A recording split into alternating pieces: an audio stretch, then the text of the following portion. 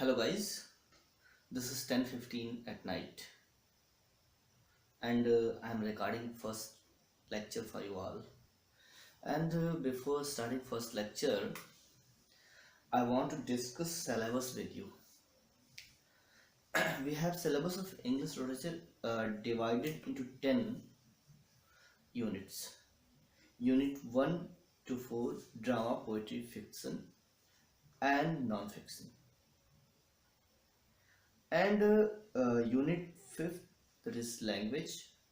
6, Indian English. 7 to 9, cultural studies, literary theory and literary criticism. And after all, unit 10, research. These 10 units, according to me, can be divided into 5 segments as I divide for study. We can divide into 3 segments for study purpose. And these segments may be first segment containing unit 4, beginning unit 4, 1 to 4, that is pure literature, poetry, drama, non-fiction and fiction. And it cover the whole literature of Britain as well as other countries except India.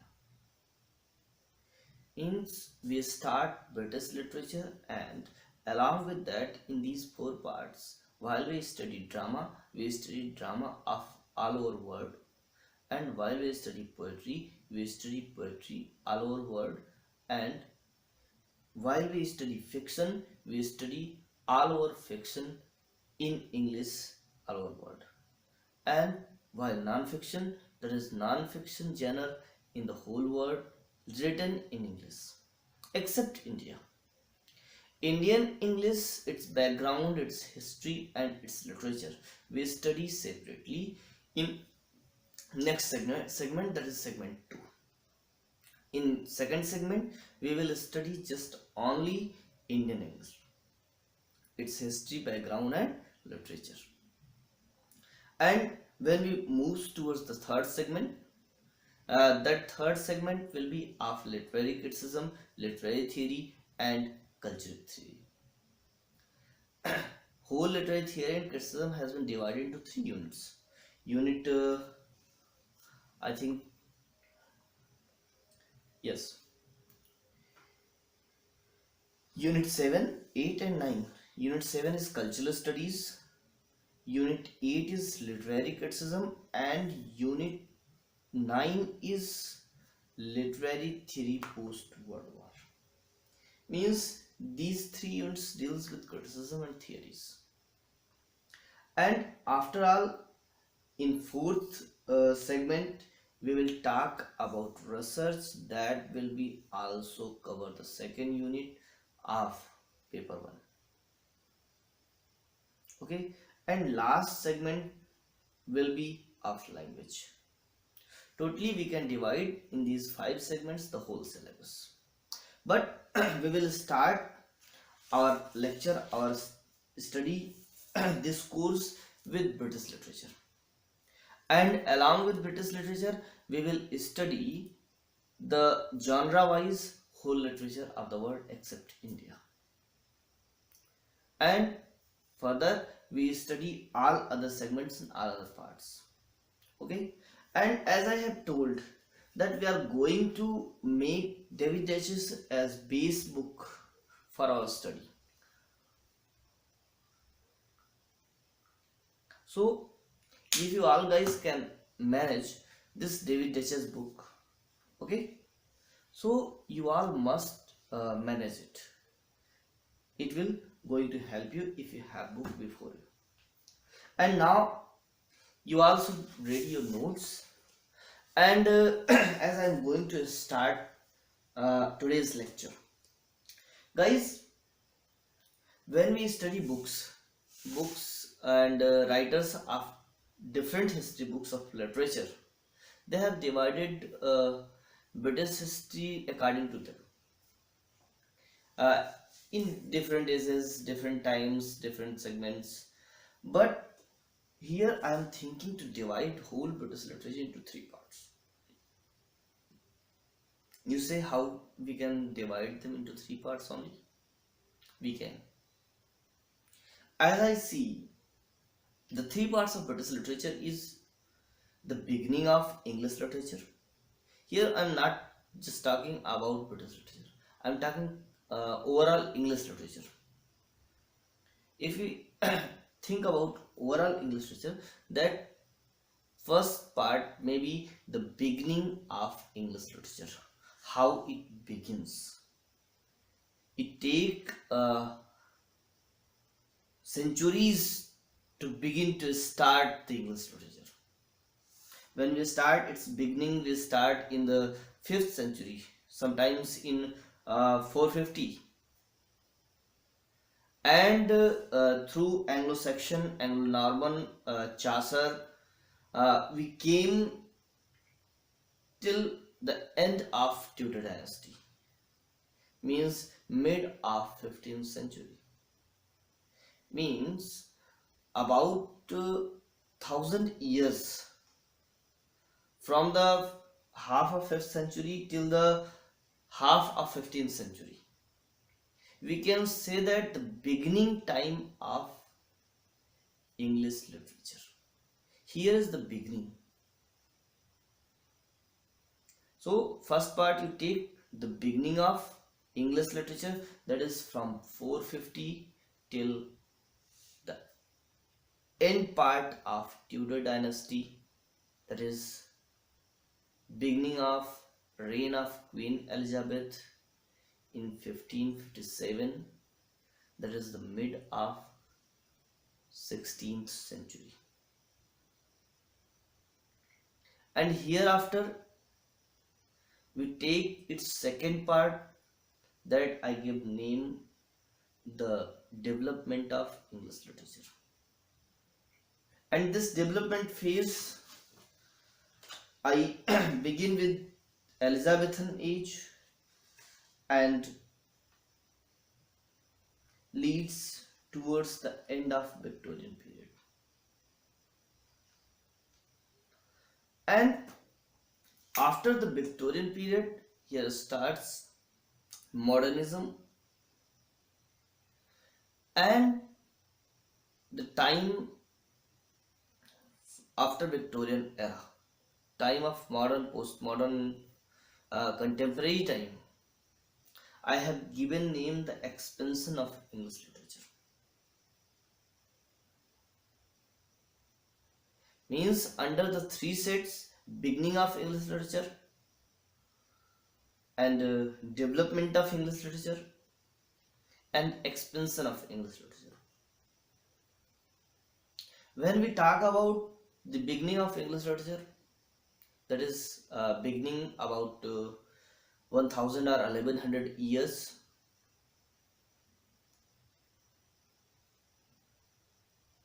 deals with particularly literature of England, Ireland and Scotland, because English is the language of England, Ireland and Scotland. And here is very few things important with the purpose of our examination of UGC NET or NTA NET. Here are very few writers and very few works which we have to deal in detail, talk in detail. For example, we have Chaucer, we have some contemporaries of Chaucer, we must know Beowulf, we must know introduction of Anglo-Saxon, Anglo-Normans and their history and their background. This part contains very few elements, very few questions of this part in our examination. But it is necessary to know, because it is the base, it is the background. Without background, we cannot study further. So, in short, we have to take a brief overview and note down the important things.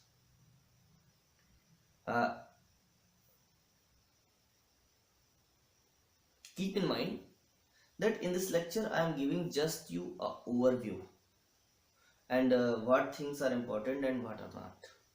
Okay, and when we move with the Elizabethan, as we can say, as well as many critics says this, that our real literature begins with Elizabethans. Here's the beginning of drama. Here is the peak of lyric. Here is the peak of English poetry also. In this time, England was called the singing nest, sorry, nest of singing bird. Not only this, the Elizabethan period is also known as the golden age of English literature.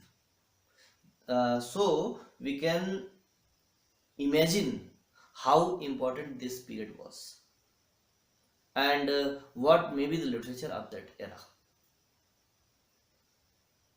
There was poet like Spenser, greatest dramatists like Shakespeare.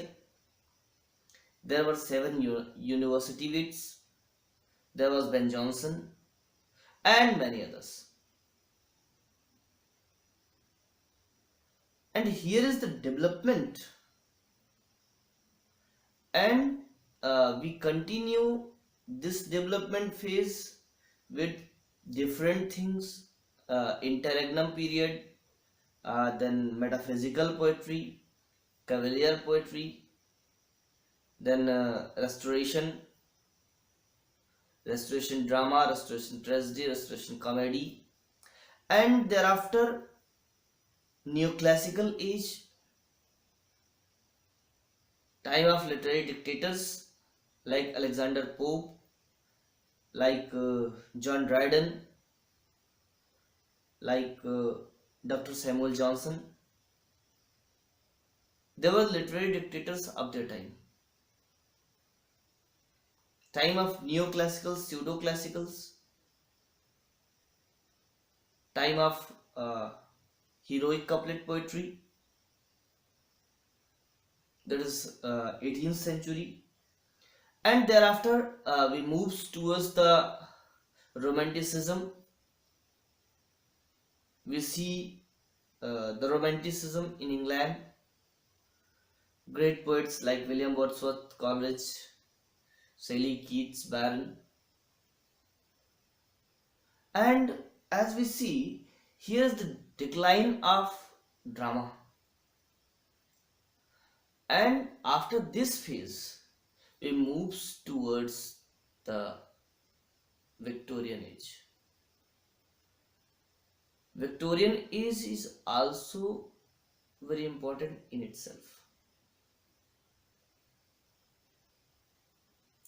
And here is poetry as well as prose, and meanwhile there was development of non-fictional prose, development of criticism, development of fiction, development of short stories, and many other genres.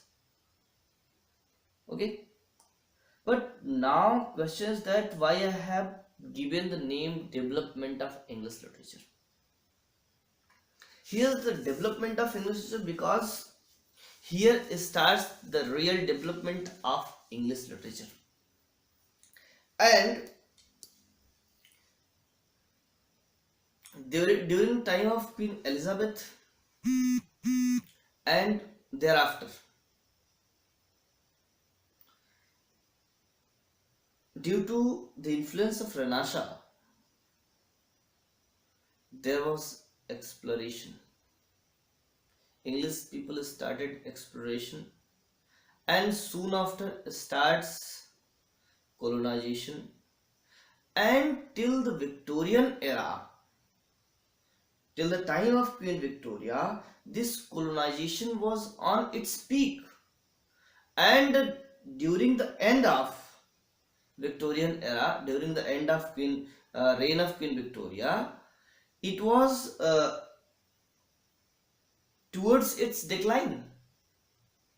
The decline phase of English Empire, British Empire, as well as peak of British Empire. Both we see in the Victorian era. And this whole time duration was the time when Britishers reached in the different parts of the world, in different countries. As they reach in the different countries, they bring their language, they bring their literature and influence the people. Slowly, slowly, the natives of those countries started reading, writing in English. And English become a global language. And the English literature become more rich. So this whole period is a development of English literature throughout the world. As you see, it begins in England and its development started in England, but its development continues to the world. And next part, that is called the expansion of English literature. The question is why I have given it name of expansion, because till the Victorian era the influence of Britishers was sufficient and the natives had started to write in English their own literature. Countries like America, India, Australia, Canada and African countries had their own English literature till this time. And here the expansion of this English literature. This started having a local touch, being English literature also. That's why here is the expansion of English literature. If we talk the importance of these parts through the point of view of our examination, the third part, that is that we call the expansion of English literature, is the most important part for our examination. And at the second point, at second number of importance is the development period of English literature in our examination. And the beginning has very less importance. Okay, so according to importance, we detail them. We study the beginning so thoroughly, just we pass through some important writers and works, and in development phase we went into some more detail, and in expansion period we go more deep study, because this is the part when I start literary theories, when I start systematic criticism. This is time when English has been taught as a subject in universities. You should know, before the third decade of 19th century, that is 1828, English was not taught as a subject in universities. It was merely a medium. It was just a language of communication. But thereafter, when it was started to be studied as a subject, then there was a systematic study, there was theories, there was theories of criticism, and several things. There was sects of criticism, there were schools of criticism. So this phase is more important. And when we reach in this phase, after reading the literature, we move towards criticism as well as towards theories. Along with this, we will study other parts of our syllabus. So we should start with the beginning of British. As you have studied before, I should tell you a suggested reading. In David Duchess, here's a long part of this section. Means from the beginning, you has to go till about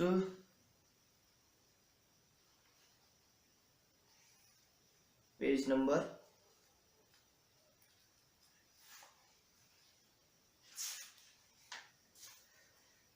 145. Means if you can, if it is your ability to study, to read, then you should read these 145 pages. Anglo-Saxon, Anglo-Norman, Middle Ages, Chaucer, post-Chaucer, all these things are here. But if you have not so much capacity, as we have less time, you should go for Wikipedia. At Wikipedia, you should have a brief idea of all this period. Okay. Again we start. When we start talk about English language, we goes back to mid of 5th century, about 450.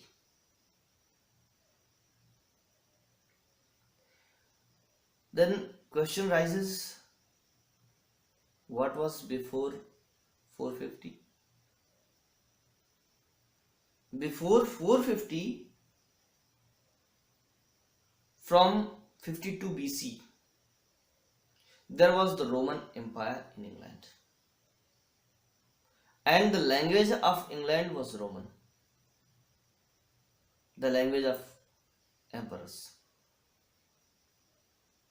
the language of Rome, Greek and Latin. But in 450, there was change in rule. Here some tribes, sections came, and slowly the whole governing body came in their hand. They became the ruler of England. Again Ireland and Scotland both. This rule continues about 500 years. That we know the time and most important date, that is 1066. Norman conquest.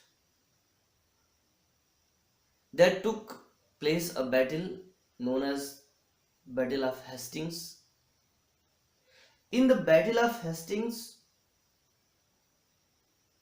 Normans win,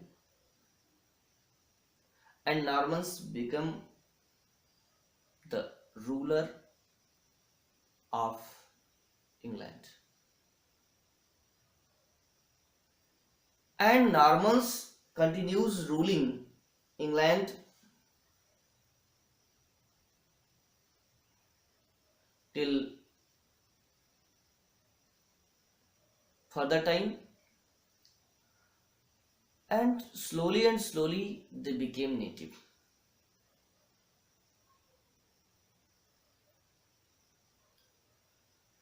So Along with the rulings, there was the change in language. When in the time of Anglo-Saxon,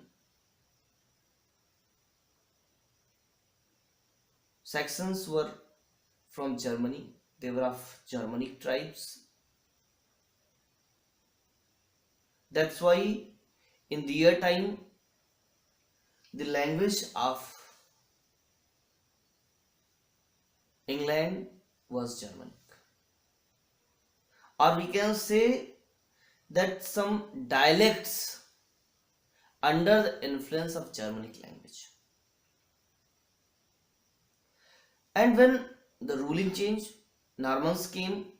Normans were of the French coast. They came from Normandy. So their language was French. Here's the question that most culinary terms in English came from. That is from French.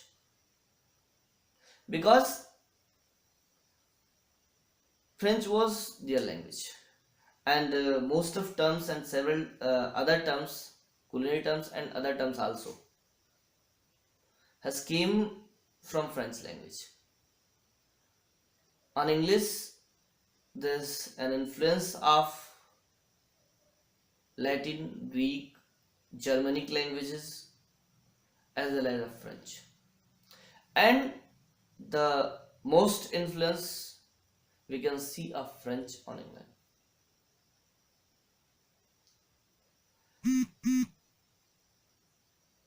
And thereafter,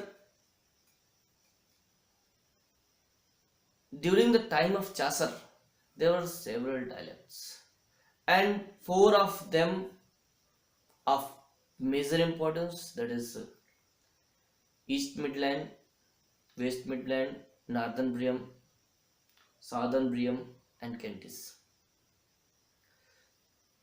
East Midland dialect was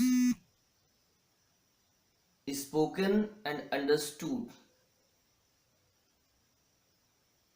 in the biggest part of England, and it was the language of London also. It was the language of Chaucer. That's why Chaucer chose the language East Midland and made East Midland dialect standard language. And slowly it develops into English. And after Chaucer, there was a break in literature that we know as Dark Age or 15th century. And thereafter, when writers like William Shakespeare, Spenser, and many others came, and university wits came, here starts again good kind of literature. Okay, so in next video I will talk about the facts, points that you have to note it.